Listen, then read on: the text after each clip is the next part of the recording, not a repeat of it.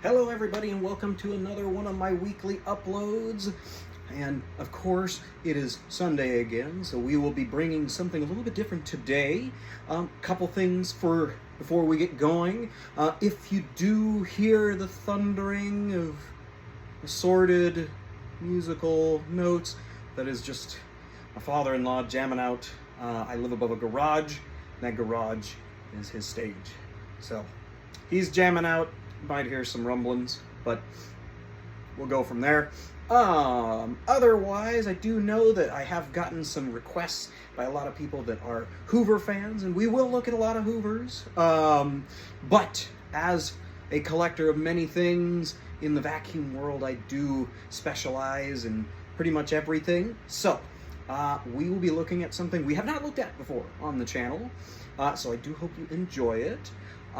But stay tuned. We will be looking at more Hoovers coming up, but we will get to those sooner than later. But without further ado, let's get on to today's video. Alright, so for today we're looking at a machine that I didn't think I'd ever do. I'm not the biggest fan of these, but this particular one came to me for the hefty price of free, so I can't really complain. But I got this about a week ago now. It was a friend of my wife's, and they were trying to sell it. They did not sell it, so it has ended up with me. Now, what we are looking at, before I, trail off into ramblings, we are looking at a Rainbow D4 SE. SE, I can only imagine, stands for Special Edition. I am not the foremost resource on rainbows as much. I do know a lot about a lot of things, but rainbows I have not gotten into very much. It's a work in progress when it comes to my info on that. But this one, per the instruction manual, which we did get, was dated 1990. So this would have been the last of the traditional style rainbow canister before they moved to some more robotic looking ones. This, of course, still does look quite a bit like a robot, but the styling of it is what got me. Now, rainbows use a different type of collection system. I'm not a huge fan of. They use a water based collection system. Their thought process was that, wet dust doesn't float. And that goes back to the ancient Rexair days.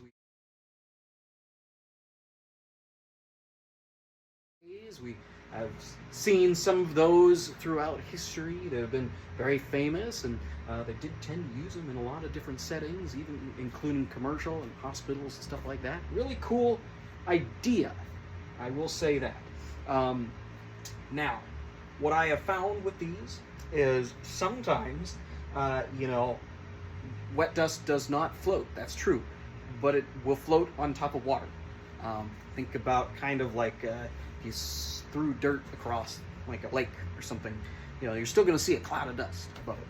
So what I've learned from the little experience I have with these is sometimes that dust just kind of sits on the top. You open it up, you kind of a cloud. Maybe there's some particulates in the water. I did put a little bit of water in this. We are going to do this for our run demo today. So we'll see how it really performs. But this particular machine really was not used much. And the reason why I say that is even though we see some scuffs, kind of around the bottom, that's typical just because, there's houses that look at the walls. Look at right here. The trim, it's white. You run a vacuum past it, you're going to get a skirt of white on the side. That happens. But we have this. This was a big selling point for me on this particular one. This is the dealer hang tag. Now, your general sales pitch for rainbows would have come door to door. Just like Kirby, Electrolux, a few others like that. So the Rainbow Man would have come to your door with a new watered up vacuum cleaner showing you that it makes a lot of progress on your floors, and then inevitably you would buy his product and you would have yourself a rainbow.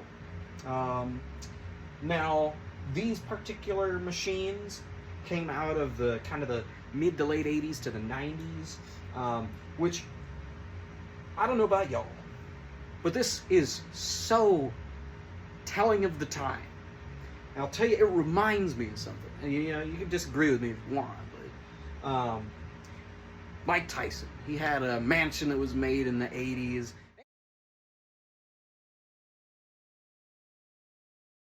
Ended up becoming abandoned, and now has since become a church, but he had a bathroom.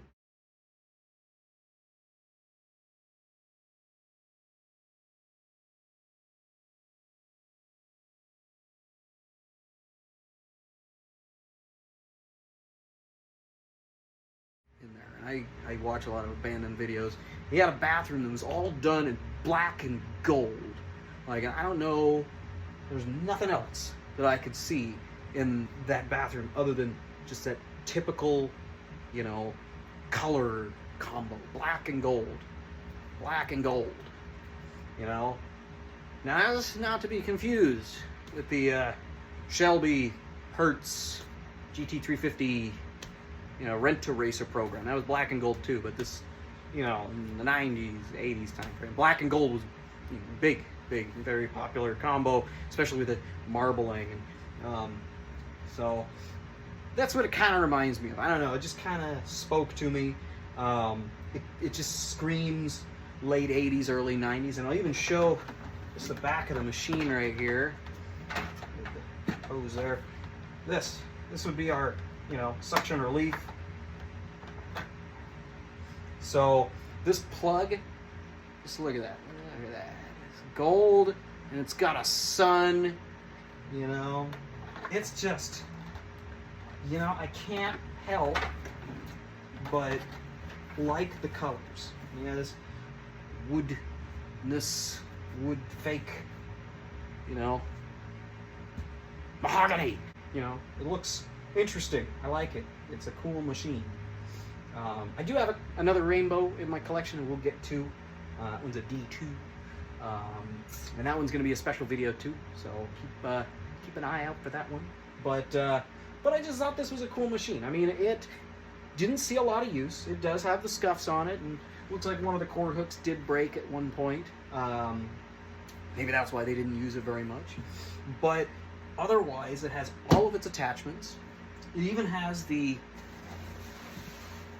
Aquamate, which would have been your carpet shampoo and cleaning attachment set. So that was, again, an added expense, as I have been told. So this was a pretty expensive machine. These would not have been, you know, your run-of-the-mill vacuum cleaners. And from what I've gathered, they're built very well. This one, even if it did see a lot of use, it is held up. And I tell you what, this thing is nice. It does have a little bit of dust, been sitting in a, you know, closet. But before we do our run demo, we'll do a little and get all that off of it. But yeah, it's a cool machine. It's got its paperwork, it's got its hose, it's got its other hose, because, you know, this is a powered hose with your, you know, rainbow power nozzle for carpet cleaning.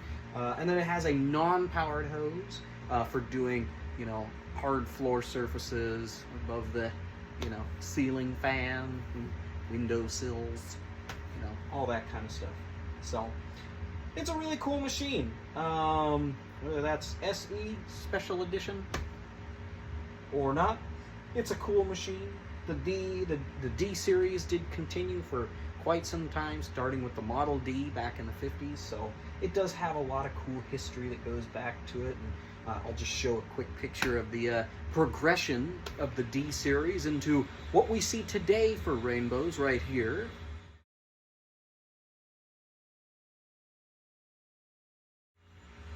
So as you can see, you know, in terms of colors, we're kind of sticking with, you know, chocolates and blacks and browns and golds and things. So I guess, you know, it looks cool. Kirby's been doing it with the polished, mirrored aluminum and all that, so, you know, they do their thing. But it's a cool machine. It really is. And, you know, I'm very happy to have it in my collection, and we will definitely be displaying it. My wife also really loves rainbows, so, you know, we'll be doing a rainbow display. So. Anyways, let's get on to the video for today and see how this thing performs. Let's see if we can't make some dust wet. All right, so we are gassed up with water in the collection tank. We are plugged in. We are powered up. Essentially, we just need to do it to it. So, on switch right here, very, you know, out there. Can't miss it. I'm gonna kick this bad boy back. Let me just say real quick, this thing has height adjustment on the power nozzle too. For those of you that don't know, that's pretty elaborate. I mean, with the power nozzles of the 70s, even into the 80s, you had a one height, and that was, you know, whatever it was, you know. So they'd get stuck, you know, different things like that. But this, really cool. I like this, the carpet selector on there. It's a nice touch for, you know, a very high quality machine. But I digress. Let's get on to this run demo on this fantastic wood gold black thing.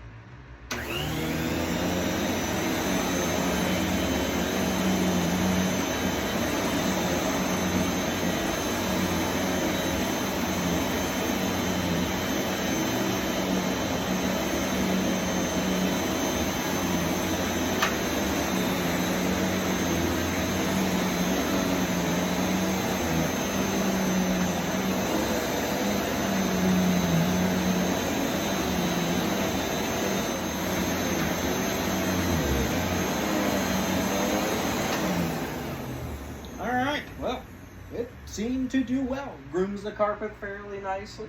This is a little bit higher of a pile, so, you know, it's gonna work for it, you know. But now, let's check it out and see, you know, how she did. Let's open her up. Let's see the water collection tank and see what we got.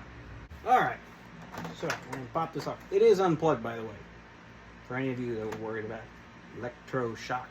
I know that, you know, water and electricity aren't necessarily the greatest of combinations, so it is a kind of a interesting little thing we got here, but I have taken the safety precautions, of course. So we're gonna lift it up, and hot diggity dog, we did actually capture some schmutz. And this was fresh, clean water. I tell you, I'm not staging this in any way, shape, nor form. So, I'm actually impressed. It got a decent amount of stuff. And this is a relatively small area of, you know, floor. So, I'm not gonna lie, really cool. So, hope you enjoyed this run demo. I certainly have too.